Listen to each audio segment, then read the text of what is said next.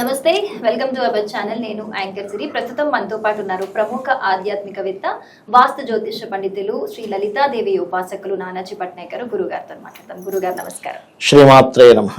గురుగారు, మీరు జూన్ 2 గురుగ్రహ మార్పు గురించి చాలా చక్కగా చెప్పారు. నిజంగా మీరు చెప్పినట్టు కొన్ని జరుగుతూ ఉన్నాయి, చూస్తున్నాం లైవ్ లో. ఇప్పుడు జూలై 15 గురు మాధ్యమి ఉంది. మరి దీని గురించి కూడా, అంటే దీని వల్ల గోచారంలో ఏ విధంగా ఉంటుంది, అలాగే ద్వాదశ రాశుల వారికి కూడా ఏ విధంగా ఉంటుంది వివరిస్తారు గురు? జూలై 15వ తేదీ నుంచి ఆగస్టు 13వ తేదీ వరకు మౌఢ్యమి అంటారు. అది ఈ మౌఢ్యమి గోచారంలో దీన్ని మౌఢ్యం అంటారు. జన్మజాతకంలో కనుక రవికి దగ్గరగా ఏదైనా గ్రహం వెళ్తే దాన్ని అస్తంగత్వ దోషము అంటారు. అయితే ఈ రవి గురువుల కలయిక ఒక దోషము ఏర్పడుతుంది, ఒక యోగాన్ని కూడా ఇస్తుంది. జీవాత్మ సంయోగము అంటారు దీన్ని. అంటే జీవుడు ఆత్మకారకుడైన రవితో కనెక్ట్ అయ్యాడు. జీవకారకుడు ఈజ్ గురువు, ఆత్మకారకుడు ఈజ్ రవి. సో జీవాత్మ సంయోగము, ఈ జీవాత్మ సంయోగం ప్లస్ ఇది ఉంది.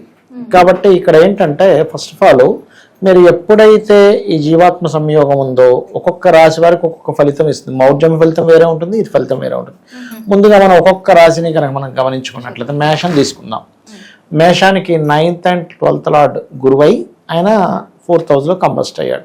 అంటే తండ్రి గారి ఆస్తి విషయంలోని మేషం వారు చేసే ఇన్వెస్ట్మెంట్స్ విషయంలోని సర్వసాధారణంగా వీళ్ళకి ఇప్పుడు ఏలినాటి శని కూడా నడుస్తుంది. 12వ స్థానంలో శని ఉన్నది. అప్పుడు ఏంటి, ఏదైనా ఇన్వెస్ట్మెంట్ చేయడం వల్ల ఇబ్బంది వస్తూ ఉంటుంది. కాబట్టి 12వ స్థానంలో శని ఉన్నందుకు ఏదైనా ఇన్వెస్ట్మెంట్ చేస్తే లాంగ్ టర్మ్ ఇన్వెస్ట్మెంట్ చేసుకోవాలి. షార్ట్ టర్మ్ ఇన్వెస్ట్మెంట్స్ పనికిరావు అనేది చాలా స్పష్టంగా చూపిస్తుంది. ఇక్కడ బంగారం ఇన్వెస్ట్మెంట్ ఇట్లాంటివి చేసి చూస్ చేయాలి. హై రేట్ ఉన్నప్పుడు కొన్ని అయ్యో తర్వాత తగ్గిపోతుంది కంగారు పడ్డం కాకుండా మనం చూడండి బాగా తగ్గింది మళ్ళీ పెరిగింది మనం చెప్పుకున్నాం. తగ్గుతుంది పెరుగుతుంది, 50 సార్లు జరుగుతుంది, డోంట్ వరీ అని చెప్పుకున్నాం. కాబట్టి ఇటువంటి విషయాల పట్ల కోర్సెస్ తీసుకునే విషయంలో, ఏదైనా ప్రాపర్టీస్ తీసుకునే విషయంలో కొంచెం జాగ్రత్తగా ఉండాలి మేషం వారు.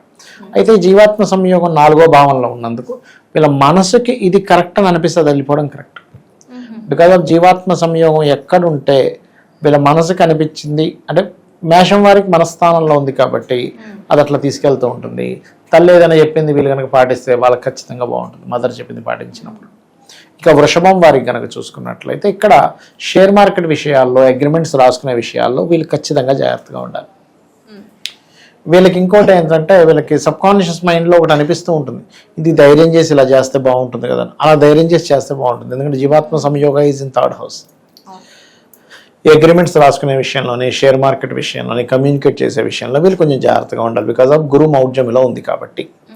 ఇక మిథునం వారికి కనుక చూసుకుంటే ఇక్కడ వీళ్ళకి 7వ దశమాధిపతి, ఎలాగో మనకి మౌఢ్యమి సమయంలో వివాహం అయితే చేసుకోరు ఎవరు కూడా. ఇక్కడ కెరియర్ కారకుడు కూడా దశమాధిపతి గురువు అయ్యాడు. సో 2nd హౌస్లో ఉన్నందుకు ఒక్కోసారి ఏమవుతుందంటే గురువు మౌఢ్యంలోకి రవికి అస్తంగత్వ దోషంలోకి వెళ్ళిపోయాడు. కాబట్టి ఒక్కొక్కసారి ఎంతో కాలంగా ఒక దగ్గర జాబ్ చేస్తూ ఒక చిన్న విషయంలో వీళ్ళు శాలరీ పెంచమంటే పెంచలేదు, నెక్స్ట్ మంత్ పెంచుతా అంటారు, నేను మానేస్తాను. మిథునం వారు ఇలాంటి రాంగ్ స్టెప్ పడుతుంది. కాబట్టి ఈ విషయంలో జాగ్రత్తగా ఉండాలి, గుర్తుపెట్టుకోండి. అయితే ఇక్కడ ఏంటంటే కాకపోతే 2వ స్థానంలో జీవాత్మ సంయోగం పడింది కాబట్టి ఒక్కొక్కసారి కుటుంబ సభ్యుల వల్ల కూడా కొన్ని లాభాలు కలుగుతాయి వీరికి. అదేవిధంగా ఫైనాన్స్ ఎవరికైనా ఇవ్వడం వల్ల కొంత స్ట్రక్ కూడా ఉంది ఇక్కడ. ఎలాగా, వీళ్ళు జాబ్ చేసే జాబ్లోనే ఎవరికైనా మనీ ఇవ్వడం ద్వారా అనేటువంటిది బలంగా చూపిస్తుంది. ఇక కర్కాటకం వారికి కనుక చూసుకున్నట్లయితే రాశిలోనే జీవాత్మ సంయోగం, రాశిలోనే మౌఢ్యమి. సో వీళ్ళు ఏంటంటే కొంచెం బ్యాంక్ ట్రాన్సాక్షన్స్ విషయంలోని, ఎవరికైనా అప్పులు ఇవ్వడం తీసుకునే విషయంలో జాగ్రత్తగా ఉండాలి. కాకపోతే వీళ్ళకి ఏంటంటే ఈ జీవాత్మ సంయోగం జరిగినప్పుడు ఏదైనా సాధనా మార్గంలో ఉండేటువంటి వారికి దేవతా సాక్షాత్కారం జరుగుతుంది. అంటే దేవత కనిపించడం జరుగుతుంది, దాన్ని దేవతా సాక్షాత్కారము అంటారు. ఈ సాక్షాత్కారం అనేటువంటిది జరగనుంది వీళ్ళకి, అంటే సరిగ్గా సాధన చేసేటువంటి వారికి. ఇక సింహం వారికి కనుక చూసుకుంటే 12వ స్థానంలో ఉంది కాబట్టి షేర్ మార్కెట్లో ఇన్వెస్ట్మెంట్ చేసేటువంటివి చేయకూడదు. కాకపోతే వీళ్ళు ఏదైనా ఆలయానికి వెళ్ళి అక్కడ వీరు ఏదైనా సేవ చేస్తున్నారు, అటువంటి సేవల ద్వారా కలిసి బాగా వస్తుంది వీరికి. అంటే ఒక దేవత ఆలయానికి వెళ్ళి అక్కడ సేవ చేశారు, ఇట్లాంటి వల్ల బాగుంటుంది. ఇక అదేవిధంగా మరొక విషయం ఏంటంటే వీళ్ళకి జన్మజాతకంలో శుక్రకేతువులు కూడా ఉన్నారు కాబట్టి ఉదయం నిద్రలేచి వెంటనే కాస్త లక్ష్మీ గణపతిని స్మరించుకున్నట్లయితే బాగుంటుంది సింహం వారికి. సంతానం విషయంలోని, రీసెర్చెస్ విషయంలో కొంచెం జాగ్రత్తగా ఉండాలి, ఎందుకంటే వీళ్ళకి ఎలాగో అష్టమ శని కూడా నడుస్తుంది కాబట్టి. కన్యవారికి గనక చూసుకున్నట్లయితే ఇక్కడ వీళ్ళు పార్ట్నర్షిప్స్లో చేసే వ్యాపారాలు ఏదైనా ప్రాపర్టీ పార్ట్నర్షిప్గా తీసుకునేటువంటి విషయంలో కొంచెం జాగ్రత్తగా ఉండాలి. కాకపోతే వీళ్ళకి కొన్నిసార్లు లక్కీగా జీవాత్మ సంయోగం లాభంలో ఉన్నందుకు లక్కీగా లాభాలు కూడా వస్తాయి వీరికి. ఇక తులవారికి గనక చూసుకుంటే ఎట్టి పరిస్థితుల్లో జాబుల విషయంలో కొన్ని మిస్కమ్యూనికేషన్స్ వల్ల జాబులు వదిలేస్తారు, అది చూసుకోవాలి. ఎలా అంటే నేను మీకు వచ్చిన ఉదాహరణ చెప్తా. ఒక కంపెనీ ఉంది, ఆ కంపెనీలో ఒక వ్యక్తి మంచి పెర్ఫార్మర్, చాలా బాగా చేస్తున్నాడు. కానీ అతని ఫ్రెండే అనుకున్నాడు ఇతను కనుక జాబ్లోంచి వెళ్ళిపోతే నా ఫ్రెండ్ని ఇంకో అతను తెచ్చుకోవచ్చని అనుకుని ఏం చేశాడు, చిన్న దిక్కుమాలిన ఐడియా ఒకటి ప్లే చేశాడు. ఏంటది అంటే బాస్ దగ్గరికి వెళ్ళేమో, సార్ అతను మానేస్తాను అంటున్నాడు, ఎందుకు నాకు మాటల్లో అనిపిస్తుంది నేను మానేస్తాడని అన్నాడు. ఇతని దగ్గరికి వచ్చి నేను బాస్ తీసేస్తాడేమో అనిపిస్తుంది, ఎందుకంటే ఇందాక వాళ్ళిద్దరు మాట్లాడుకుంటున్నా విన్నా అన్నాడు. అప్పుడు ఏమవుతుంది, ఇగో అడ్డొచ్చి మనకి డైరెక్ట్ పోయి బాస్ని ఇతను అడగడు, బాస్ వచ్చి ఇతన్ని అడగడు. సరే వాళ్ళు తీసేసేదాకా నేను ఎందుకు ఉండాలి, నేనేమో మానేస్తానని చెప్పాడు.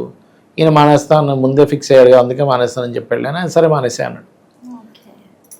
ఎందుకు? బికాజ్ ఆఫ్ మిడిల్ మ్యాన్ ఆడినటువంటి ఒక గేమ్ వల్ల. తులవారికి ఇది జరగనుంది కాబట్టి ఈ విషయంలో జాగ్రత్తగా ఉండాలి. తర్వాత తెలిసింది మళ్ళీ ఏదో ఫోను ఏదో అవసరం ఏదో ఉన్నప్పుడు పలానా ఎందుకు నువ్వు మానేసావంటే మరి మీరే కదా సార్ మానేమన్నారంటే, ఇదేంటి నువ్వే మానేస్తా అన్నావు కదా అంటే, అదేంటి నేను ఎప్పుడు అనుకోలేదు సార్ అంటే అప్పుడు విషయం బయటపడింది. అందుకని ఎప్పుడైనా సరే తులాలగ్నం వారికి గురువు గనక కంబస్ట్ అయితే, ఇది పర్సనల్ చార్ట్ ఒక్కొక్క గ్రహం కంబస్ట్ బట్టి కూడా ఉంటుంది, అది చెప్తాను నేను మీకు. ఈ విషయంలో జాగ్రత్తగా ఉండాలి. అయితే వీళ్ళు ఎక్కువగా ఓం మాణిక్యం ఒకటాకార జానుద్వయ విరాజితాయ అనే మహామంత్రం కనుక చేసుకుంటే మరింత అద్భుతంగా ఉంటుంది. ఇక అదేవిధంగా వృశ్చికం వారికి కనుక చూసుకున్నట్లయితే పర్టికులర్గా వృశ్చిక రాశి వారికి లేదా వృశ్చిక లగ్నం వారికి సంతానం విషయంలోని, ఫైనాన్షియల్ మ్యాటర్స్ విషయంలో, బ్యాంక్ ట్రాన్సాక్షన్స్ విషయంలో ఈ గురుమౌఢ్యం ఎఫెక్ట్ చూపిస్తుంది. ఐవీఎఫ్లు ఐయుఎల్ చేయించుకుంటారు, ఇటువంటి విషయాల్లో కాస్త జాగ్రత్తగా ఉండాలి. పెద్ద మొత్తంలో మనీ తీసుకుని ఏదన్నా జర్నీ చేసేటప్పుడు ఇటువంటి విషయాల పట్ల ఖచ్చితంగా జాగ్రత్తగా ఉండాలి. కాకపోతే వీళ్ళకి ఏదైనా ఆలయానికి వెళ్ళినప్పుడు అక్కడ ఎదురయ్యేటువంటి కొన్ని లీలలో కొన్ని ఇవి కనబడతాయి వీళ్ళకి. అదేవిధంగా ఇక్కడ ధనస్సు వారికి కనుక చూసుకుంటే అష్టమ స్థానంలో, కాబట్టి వీళ్ళు ఇన్సూరెన్సెస్ రిలేటెడ్ తాతగారు ఆస్తి విషయంలో నెగ్లిజెన్సీ చేయకూడదు. కాకపోతే కొన్నిసార్లు రీసెర్చెస్ కొన్ని బాగా ఫలిస్తాయి కూడా ఇక్కడ జీవాత్మ సంయోగం వల్ల. ఇక మకరం వారు సప్తమ స్థానంలోనే గురువు మౌఢ్యమిలో ఉన్నాడు కాబట్టి వివాహ సర్వసాధారణంగా వివాహం ఎవరు చేసుకోగానే ఎంపిక చేసుకునే విషయంలో చేయకూడదు. ఎందుకంటే ఎలాగో వివాహం చేసుకోవట్లేదు, ఎంపిక చేసుకుందాం అనుకుంటారు. సప్తమ స్థానంలో గురువు మనకి కంబస్ట్లోకి వెళ్ళాడు, కాకపోతే ఉచ్చ స్థానంలో ఉన్నాడు, జీవాత్మ సంయోగం కూడా ఉంది అన్నప్పుడు ఒక్కొక్కసారి పార్ట్నర్స్తో ఎంత ఇబ్బంది ఉంటుందో వాళ్ళ వల్ల కొన్ని లాభాలు కూడా కలుగుతాయి పార్ట్నర్స్ వల్ల. ఇక కన్యవారికి కనుక చూసుకుంటే వీళ్ళు జాబ్ విషయంలో తొందరపాటు నిర్ణయాలు తీసుకోకూడదు. కాకపోతే బ్యాంక్ జాబ్స్ కోసం, గవర్నమెంట్ జాబ్స్ కోసం ప్రయత్నం చేసేటువంటి వారికి సడన్గా ఒక్కొక్కసారి వీళ్ళకి కలిసి రావడం జరుగుతూ ఉంటుంది. ఇక మీనం వారికి కనుక చూసుకుంటే వీళ్ళకి ఎలాగో ఏలినాటి శని రాశిలో సంచారం జరుగుతుంది, శని నాటి రాశిలో, కాబట్టి ఏంటంటే కొంచెం వీరికి కొన్ని విషయాలు ఆలస్యం అవుతున్నప్పటికీ కొన్ని ఐడియాలు కొంత రాజకీయ పరంగా కొంతవరకు కలిసి రావడం కూడా జరుగుతుంది. కాకపోతే ఇక్కడ కొంచెం ఫ్రెండ్స్తో కూడా కొంత జాగ్రత్తగా ఉండాలి. ఇది గురుమౌఢ్యమి వల్ల. జనరల్గా ఎవరైనా జన్మజాతకంలో వాళ్ళ పర్సనల్ చార్ట్లో కనుక ఏదైనా ఒక ప్లానెట్ కంబస్ట్ అయితే దానికి పర్టికులర్గా ఆ ప్లానెట్కి సంబంధించిన విషయంలో జాగ్రత్తగా ఉండాలి. అలాంటి ఉదాహరణకి చంద్రుడు కంబస్ట్ అయ్యాడు అంటే అమావాస్య సమయంలోనే చంద్రుడు దగ్గరగా ఉంటాడు. అందుకే అమావాస్యకి దగ్గరగా పుట్టిన వాళ్ళకి సమ్ టైమ్స్ మానసికంగా ఎక్కువ స్ట్రెస్ అవుతూ ఉంటారు. మీకు మనం చూస్తూ ఉంటాం, పౌర్ణమికి సముద్రంలో ఉండే నీళ్లు కూడా కాస్త బాగా ఎగిసిపడతాయి అని చెప్తూ ఉంటారు. అంటే చంద్రుడికి నీటికి చాలా సంబంధం ఉంది, చంద్రుడికి మనసుకి సంబంధం ఉంది. మనకి మన ఈ వేదంలో కూడా చంద్రమా మనసో జాతః అంటూ ఉంటారు. అంటే చంద్రుడు మనసుకు కారకుడు, కాబట్టి మన మానసిక స్థితి చంద్రుడితో సంబంధం ఉంటుంది. అమావాస్యకి దగ్గరలో అంటే చంద్రుడు రవి దగ్గరలో ఉండడం అయినట్టే. అంటే మౌఢ్యం అనేది ఎలా తీసుకుంటారు, మౌఢ్యం కానీ కంబస్ట్ కానీ ఎట్లా తీసుకుంటారు అంటే రవికి 8 degrees లోపల కనుక ఉన్నట్లయితే దట్ ఈస్ కంబస్ట్. అంటే అప్పుడు దాని యొక్క ఆ ప్లానెట్ యొక్క ఎనర్జీ తగ్గిపోతుంది. అంటే అలాంటి ఇప్పుడు మనం ఈ రూమ్లో ఉంది కాబట్టి ఈ లైట్లనే ఇలా చక్కగా కనిపిస్తున్నాయి. ఇదే లైట్లు మీరు బయట పెట్టండి మంచి ఎండలో, ఈ లైట్ల పవర్ ఏమో మనకేం అర్థం కాదు. అంటే ఆ రవి యొక్క ప్రభావంతో ఈ లైట్లు మనకి పవర్ ఏమో మనకి కనబడదు, చీకట్లో కనిపిస్తుంది ఈ పవర్. అలాగే రవికి దగ్గరగా ఏదైనా ప్లానెట్ వచ్చినప్పుడు అటువంటి ఫలితాలు ఉంటాయి. శుక్రుడు దగ్గరగా ఉన్నాడు ఎవరికైనా, శుక్రుడు దగ్గరగా ఉన్నప్పుడు వివాహం మీద ఇబ్బంది రావడం, స్పర్మ్ కౌంట్ తక్కువగా ఉండడం పురుషులకైతే, స్త్రీలకైతే మాటిమాటికి జ్వరం రావడం, కొంచెం లగ్జరీ రిలేటెడ్ సంబంధించిన ఒక్కోసారి కోల్పోవడం జరుగుతూ ఉంటుంది. అదే గురువు అయితేనేమో గురువులతో ఇబ్బంది. అదే మనకి ఉదాహరణకి కుజుడు అనుకోండి, కొంచెం అన్నదమ్ములతో ఇబ్బంది, ఏదైనా మిషనరీస్ తీసుకోవడం వల్ల, లేకపోతే ఒక్కోసారి గొడవలు ఎక్కువ అవడం, లేదా ఫాదర్ ఎక్కువగా అగ్రెసివ్గా ఉండడం, ఇలాంటివి ఇస్తూ ఉంటుంది. అదే శని కనుక బాగా క్లోజ్ కంజంక్షన్లో ఉన్నాడంటే జాబ్ విషయంలో వీళ్ళకి ఎక్కడో స్ట్రక్ అయిపోయినట్టుగా, ఇప్పుడు కొంతమంది అంటుంటారు చూసారా, 10 years నుంచి ఇక్కడే స్ట్రక్ అయిపోయింది, 20 years అయిపోయింది, ఏమి ఎదుగుదల లేదు అంటూ ఉంటారు. బికాజ్ ఆఫ్ జాబ్లో ఎదుగుదల లేకుండా స్ట్రక్ అయిపోయినటువంటి టైమ్స్ నడుస్తూ ఉంటాయి. అట్లా ఒక్కొక్క ప్లానెట్ వాళ్ళు, మళ్ళీ రాహు కేతు ఇద్దరు కూడా ఎక్కడ కూడా కంబస్ట్ అవ్వరు, ఎందుకంటే వాళ్ళు ఛాయాగ్రహాలు కదా, నిజమైన గ్రహాలు కాదు కదా. ఇంకా రాహుకేతు వల్ల ఇంకా రవిచంద్రులకి ఇంకా ఎఫెక్ట్ ఉంటూ ఉంటుంది. అలా ఒక్కొక్క ప్లానెట్ను బట్టి ఒక్కొక్క రిజల్ట్ అనేటువంటిది జరుగుతూ ఉంటుంది. చాలా చక్కగా చెప్పండి, ధన్యవాదాలు. శ్రీమాత్రే నమః.